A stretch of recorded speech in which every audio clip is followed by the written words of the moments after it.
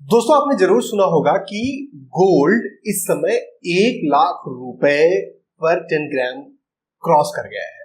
मतलब जो पहले 70-80 हजार रुपए में एक तोला गोल्ड बोलते थे, जिससे पहले एक्चुअली 10 ग्राम, मतलब नया जो कैलकुलेशन है 10 ग्राम 70-80 हजार रुपए में मिलता था, अब वो 10 ग्राम गोल्ड 1 लाख रुपए में मिल रहा है। अब इसमें कई सारी चीजें चल रही हैं कि यार गोल्ड और बढ़ेगा, गोल्ड नीचे चला जाएगा, गोल्ड हो सकता है 1.25 लाख या 1.5 लाख रुपए पहुंच जाए।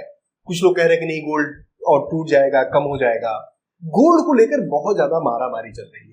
और गोल्ड कई बार ऐसा होता है कि गोल्ड कई सालों तक फ्लैट होता है और कई बार अचानक से ऊपर जाता है या नीचे जाता है। नीचे तो बहुत कम गया है, बट ऊपर ज्यादा कई बार अचानक से स्पाइक होता है इसमें।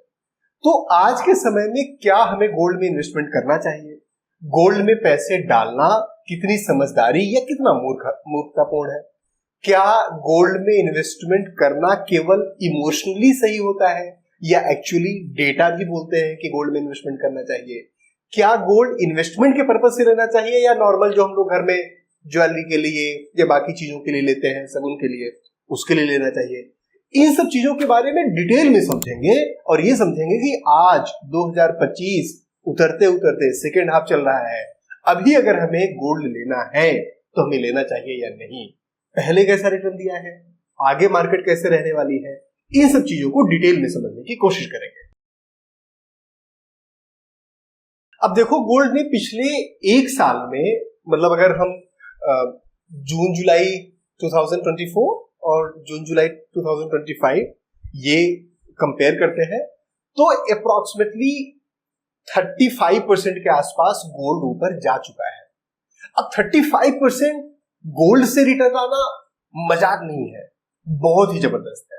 और साथ ही साथ ये देखा गया है कि जब मार्केट खराब रहती है, जब मार्केट टूटती है, मार्केट मतलब हम शेयर मार्केट की बात कर रहे हैं, इकोनॉमिक की बात, जो दुनिया में जब रिसेशन चल रहा है, जब वॉर चल रही है, जब इकोनॉमिक अनस्टेबिलिटी है, तब गोल्ड रैली करता है, मतलब ऊपर जाता है, भागता है सो ऊपर।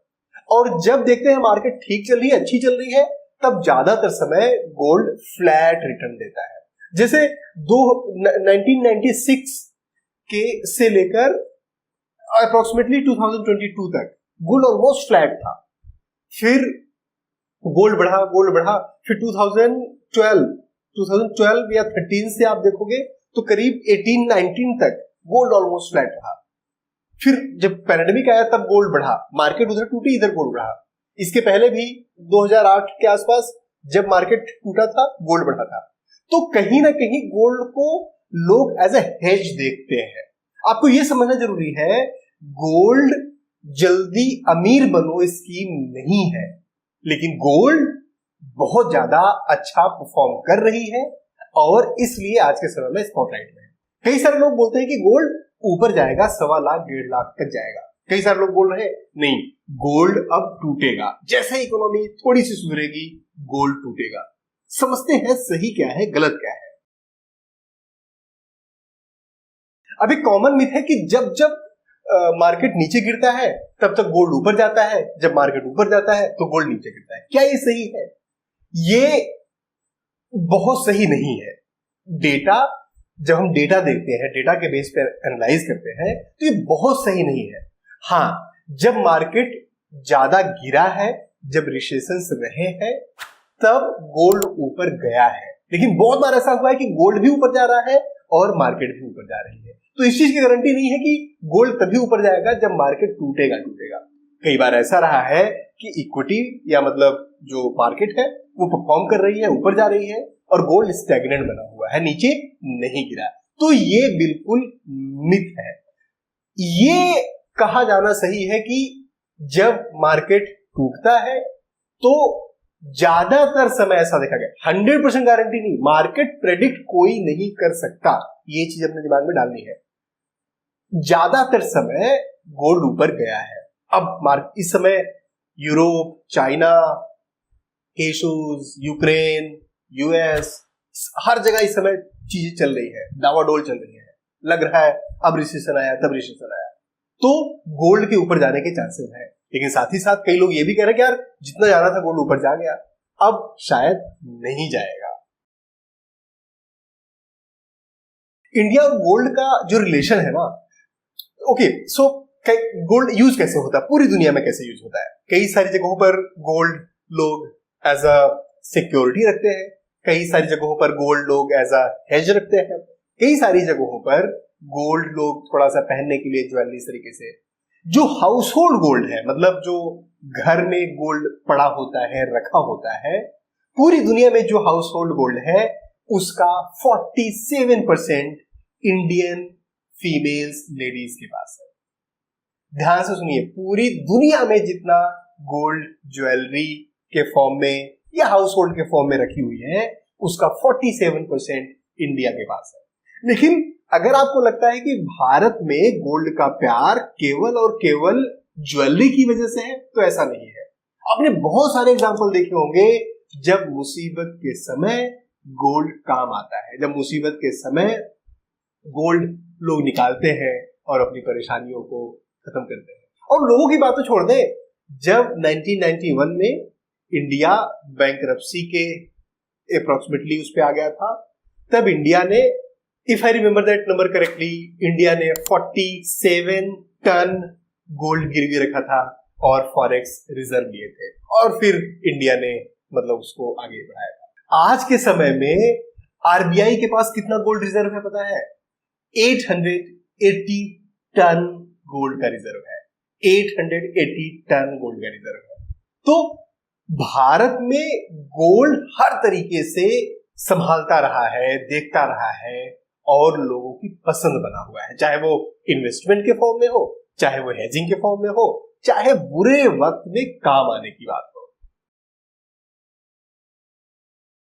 पहले सोना का मतलब अगर लोग हेजिंग के लिए भी रखते थे, जो हाउस होल्ड है, जो आम, मतलब गवर्नमेंट को आप छोड़ दो, आरबीआई को छोड़ दो, तो जो आम लोग हैं वो अगर गोल्ड रखते भी थे अपने पास, मतलब बुरे वक्त के लिए भी रखते थे, तो ज्वेलरी के फॉर्म में ज्यादातर रखते थे।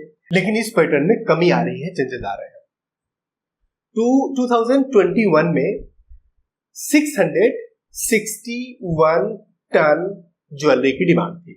2021 में 661 टन ज्वेलरी की डिमांड थी, और 2024 में 2024 में ये रह गई 563 टन की। 563 टन की मतलब एज ए ज्वेलरी रखने की डिमांड में कमी आई है। लेकिन साथ ही साथ अगर आप इसको डिजिटल फॉर्म में, जैसे म्यूचुअल फंड्स के फॉर्म में, डिजिटल गोल्ड के फॉर्म में और ईटीएफ के फॉर्म्स में, इस फॉर्म्स में अगर आप देखोगे गोल्ड को रखने की, तो जहां ये 2 साल 2.5 साल पहले करीब 400 करोड़ का बिजनेस था, 400 करोड़ का की डिमांड थी, आज इसकी डिमांड है 9,000 करोड़ रुपीस की। कहा 400 करोड़, कहा 9,000 करोड़। कितना डिफरेंस आ गया है। तो लोगों की जो गोल्ड होल्डिंग हैबिट्स है वो चेंज हो रही है। गोल्ड का डिमांड अचानक से कम नहीं हो गया है, गोल्ड का डिमांड है। और जब आप मतलब म्यूचुअल फंड लेते हैं या ईटीएफ लेते हैं, तो ऐसा नहीं है कि वो केवल डिजिटल में होता है। जब आप ईटीएफ लेते हैं तो ईटीएफ वाले एक्चुअली फिजिकल गोल्ड को हेज करते हैं उसके अगेंस्ट, मतलब फिजिकल गोल्ड परचेज करके रखा जाता है। ऐसा नहीं कि नहीं अरे यार इसका तो कोई मतलब ही नहीं है।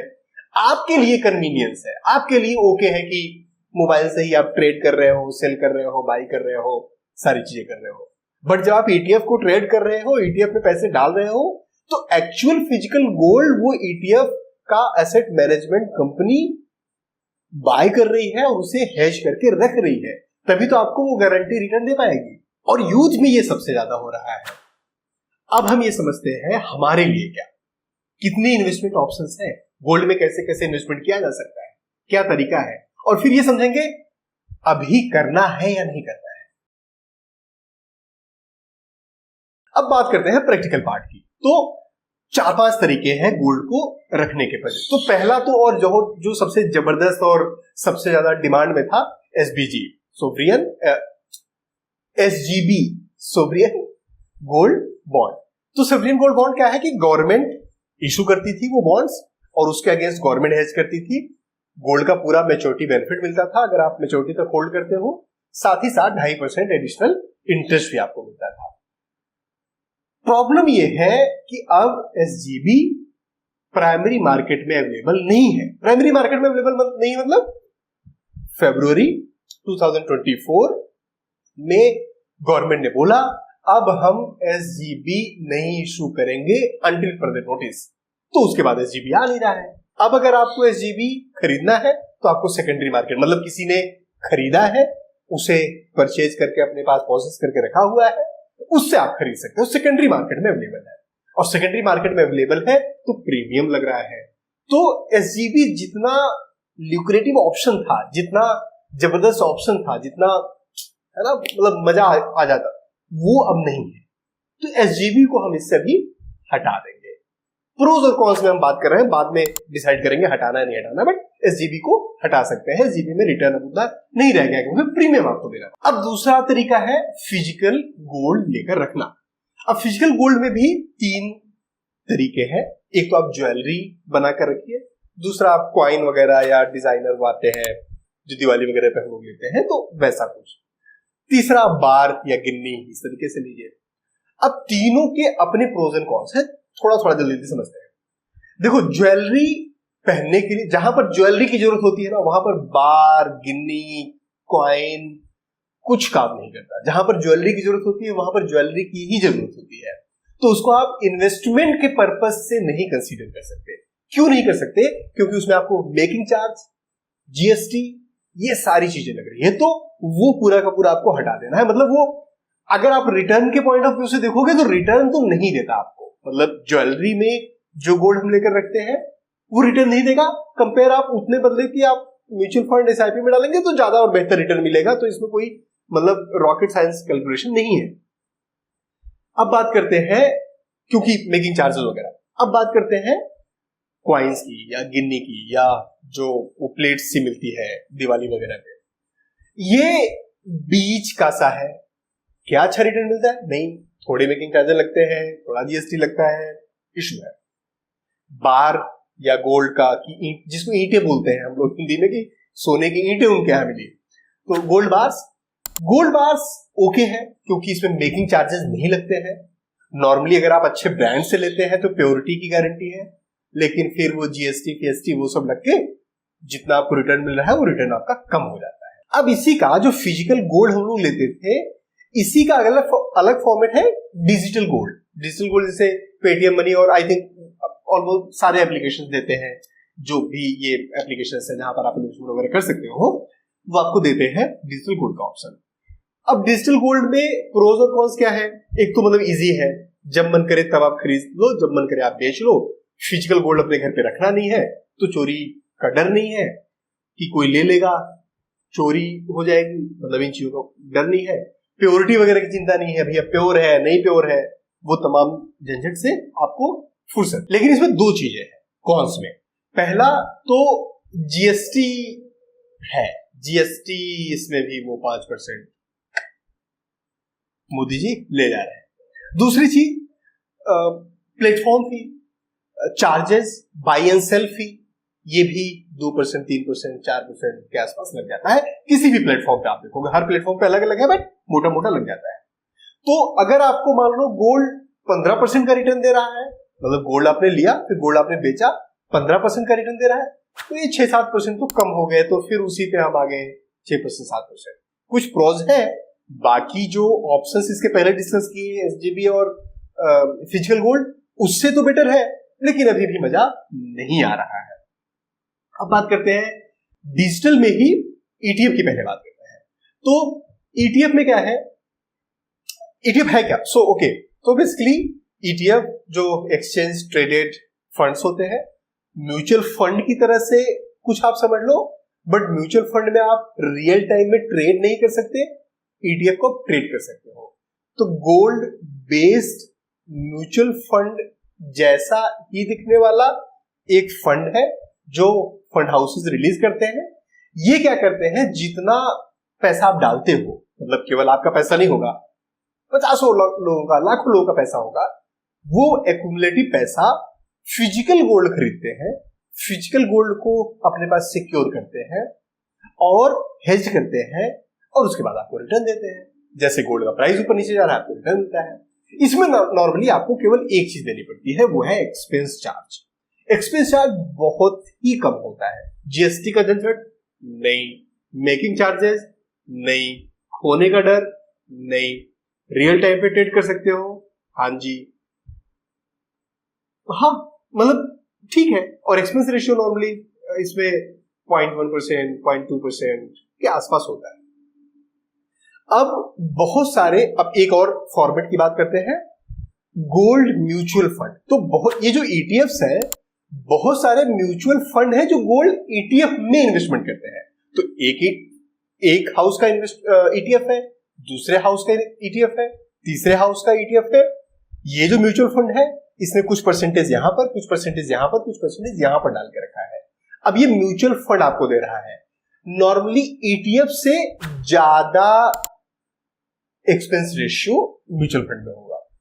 तो प्रोज वही सारे हैं, मतलब जो ईटीएफ वाले थे, प्योरिटी का झंझट नहीं, खोने का झंझट नहीं, किसी मतलब ये सब तो है नहीं, जीएसटी वेस्टी लगना नहीं है।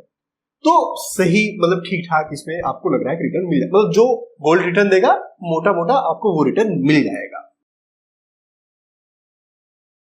अब हमने ये 4-5 तरीके पढ़े। एसजीबी मजा नहीं आ रहा है, मतलब अगर मुझे इन्वेस्टमेंट करना हो तो एसजीबी मजा नहीं आएगा, क्योंकि मैं प्रीमियम नहीं देना चाहता गोल्ड पे, वो भी जो जरूरी नहीं है कि हो सकता है अगले 5 साल बिल्कुल फ्लैट हो जाए। जैसे मैंने आपको बताया 96 के बाद फ्लैट हो गया था 2002 तक, फिर 12 में फ्लैट हो गया, मतलब 12 तक बढ़ा, फिर 12 में फ्लैट हो गया, करीब 18-19 तक, कोविड के जस्ट पहले तक बिल्कुल फ्लैट, मतलब वो बहुत थोड़ा थोड़ा बढ़ा था।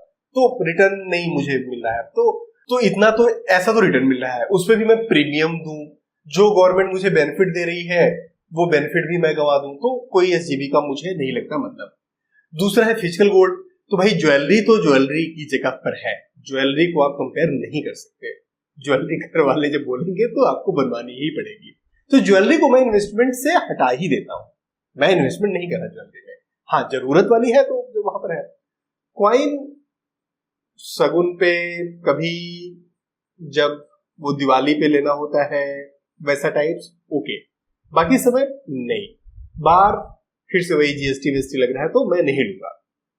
अब बात करते हैं डिजिटल गोल्ड। डिजिटल गोल्ड पे वही एक तो जीएसटी लग रहा है, दूसरा वो बाई सेल का चार्ज लग रहा है, तो मैं उस पर भी इंटरेस्टेड नहीं हूं। अब बचता है म्यूचुअल फंड और ईटीएफ।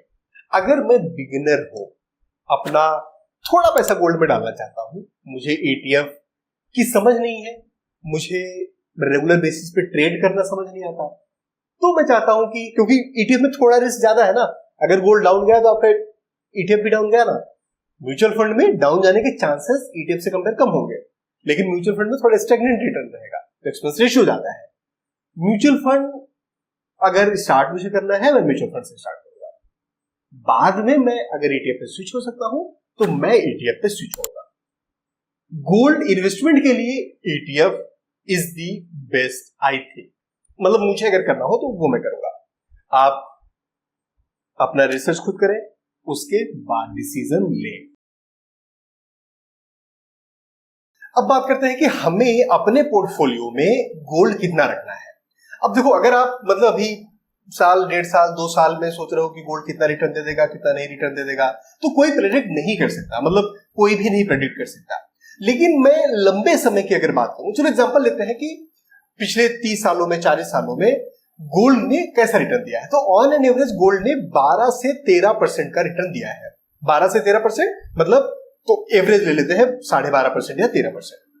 अब अगर हम इक्विटी मार्केट की बात करें, इक्विटी मतलब जो मार्केट है, हम जो शेयर मार्केट की बात करें, और हम निफ्टी 50 या किसी ऐसे फंड की बात कर रहे हैं, उसमें अगर पैसे लगाए हुए हैं, तो इसने आपको रिटर्न दिया है करीब 12 से 13% पूरे, मतलब अगर आप पिछले 20 साल 30 साल का एवरेज आउट करोगे तो कभी ऊपर कभी नीचे, बट हम एवरेज आउट ले रहे हैं।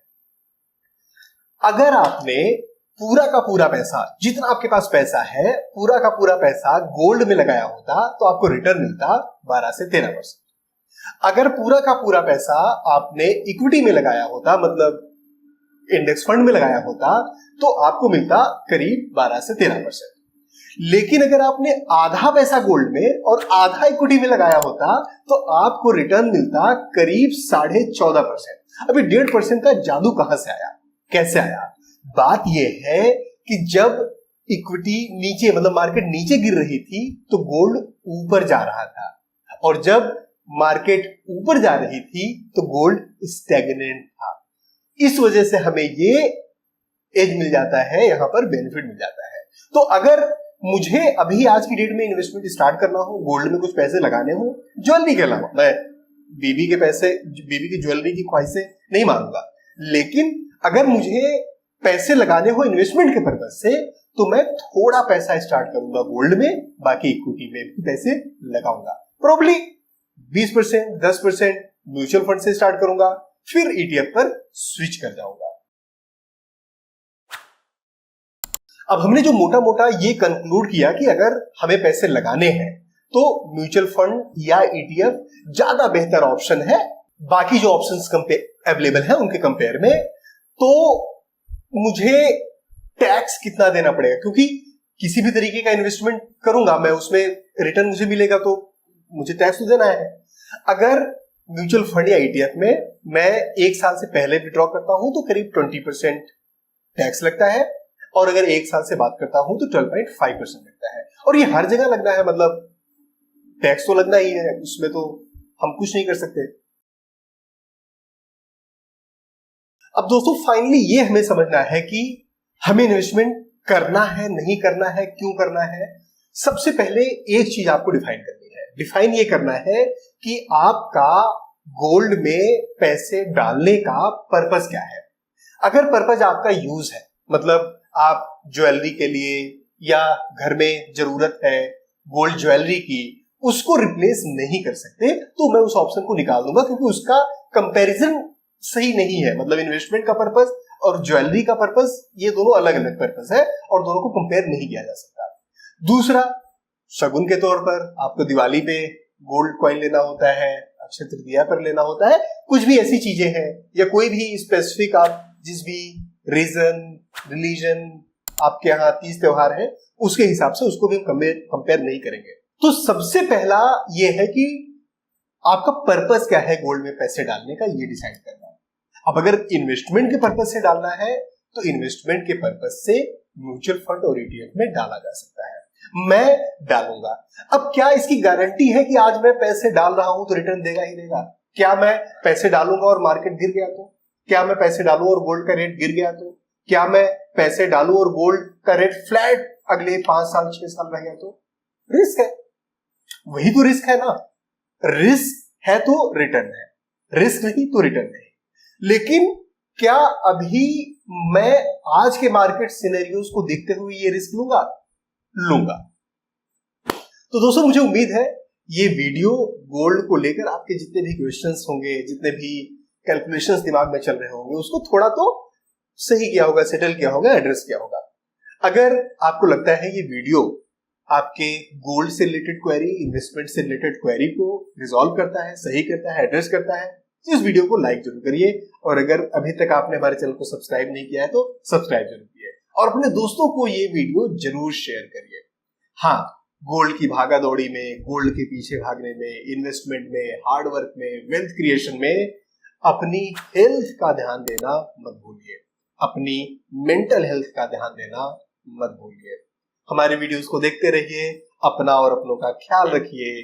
थैंक यू, जय हिंद।